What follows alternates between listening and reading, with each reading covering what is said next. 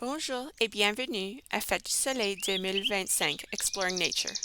Joignons-nous aujourd'hui où je vais parler de ma chatte qui aime explorer la nature. On va commencer avec quelques mots de vocabulaire. Une chatte, a female cat. Un collier, a collar. Un harnais, a harness. Une lèche, a leash. Une cage, a cage. Les moustaches, whiskers. Animal de compagnon, a pet. Le gazon, la pelouse ou l'herbe, grass. S'allonger, lay down. Un coussinette, paw pad.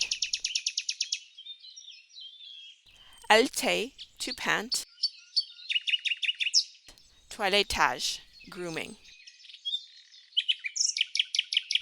Bien qu'être dans la nature est important pour la santé et le bien-être de nous, les êtres humains, il est aussi important pour nos animaux de compagnon d'explorer la nature d'une manière sécuritaire. Ma chatte, Little Grey, aime aussi explorer dehors. Elle a une harnaise et une laisse pour éviter qu'elle s'échappe, grimpe trop haut dans un arbre et chasse les oiseaux. Quand elle est dehors, elle aime marcher sur le gazon, manger de l'herbe, chasser des insectes, sentir l'air ou simplement s'allonger pour entendre les sons autour d'elle.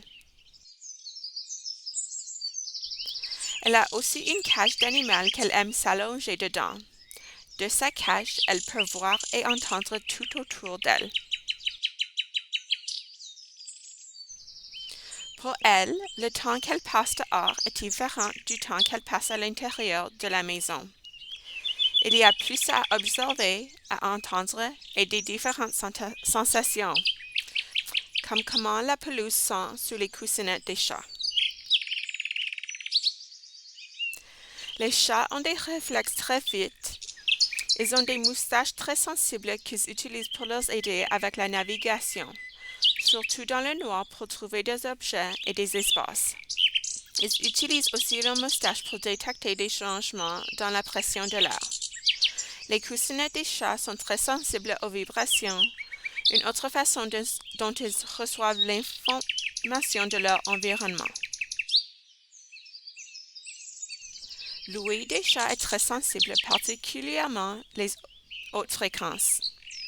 Les chats peuvent contrôler chaque oreille indépendamment, chacun séparément de l'autre, qui leur aide à localiser avec précision la source d'un bruit. Je reste dans le cours avec elle parce que je ne veux pas qu'elle devienne peur d'un son ou d'un autre animal et je ne veux pas qu'un autre animal la chasse. Pendant l'été et surtout les journées chaudes, je la garde dans l'ombre pour qu'elle ne devienne pas trop chaude. Les chats ont une différente manière de se refroidir comparée aux êtres humains.